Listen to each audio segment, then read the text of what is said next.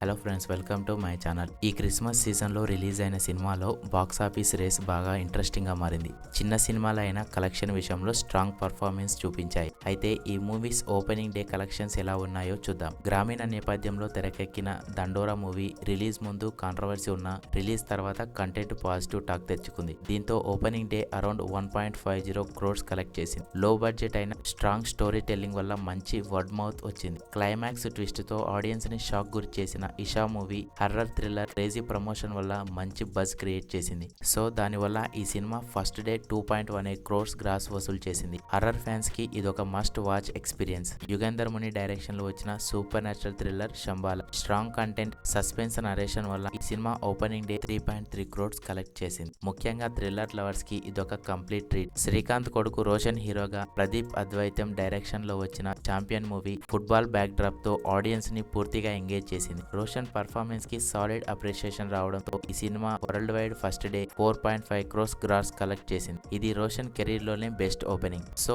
ఇది friends, December 4th week లో release అయిన మూవీస్ యొక్క ఓపెనింగ్ డే కలెక్షన్స్. ఇలాంటి మరిన్ని మూవీ అప్డేట్స్ తెలుసుకోవాలంటే ఆ ఛానల్ ని సబ్స్క్రైబ్ చేసుకోండి. అండ్ మీరు ఈ 4 మూవీస్ లో ఏ మూవీని చూసారు, ఏ సినిమా బాగా నచ్చిందో కమెంట్ చేయండి.